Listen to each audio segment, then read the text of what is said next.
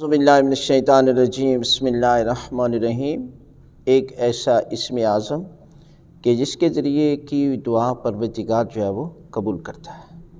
واقعہ یہ ہے کہ ایک طالب علم پڑھنے کے لیے آتا تھا، تو استاد نے پوچھا کہ ایک دن تم لیٹ آتے ہو، کبھی جلدی آ جاتے ہو، اس کی وجہ کیا ہے؟ تو اس طالب علم نے کہا کہ راستے میں ایک دریا ہے اور وہاں پر کبھی کشتی ہوتی ہے کبھی نہیں ہوتی، اس وجہ سے میں دیر میں آتا ہوں۔ تو اس استاد نے کہا کہ یہ ہے ایک اسم اعظم میں تمہیں دیتا ہوں، اور آپ نے جب بھی کشتی نہ ہو تو آپ نے بسم اللہ پڑھ کر جو ہے وہ اس اسم اعظم کو اپنی پاکٹ میں رکھنا ہے،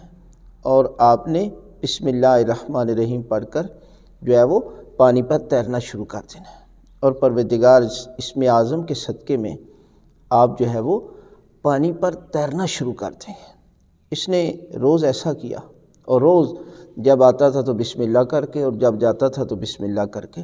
پانی پر تیرنا شروع کر دیتا تھا، اور فوراً جو ہے یہ اپنے گھر پہنچ جاتا،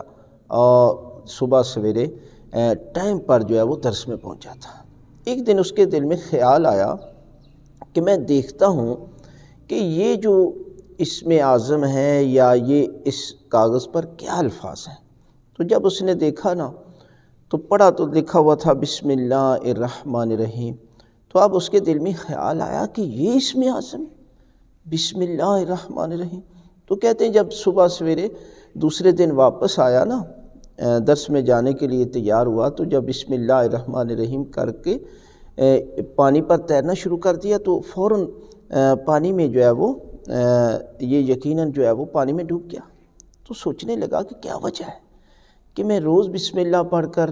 پانی پر تیرنا شروع کر دیتا تھا، آج کیا وجہ ہے؟ تو عطف غیبی کی آواز، اے بندہ خدا، آج تیرے یقین میں کمی آ گئی ہے، اس لیے کہ بسم اللہ الرحمن الرحیم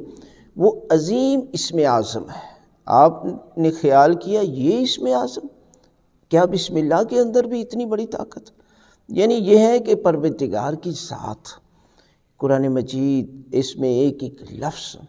اگر انسان یقین کامل رکھے اور عقیدہ مضبوط ہو تو یقیناً انسان جو ہے وہ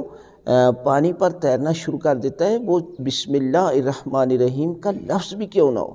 لہذا اس لفظ کو، اس اسم اعظم کو آپ روزانہ پڑھیں تو پروردگار آپ کے بڑے سے بڑے کام بھی پروردگار جو ہے وہ آسانی کے ساتھ جو ہے وہ آپ ان کاموں کو انجام دے لیں گے۔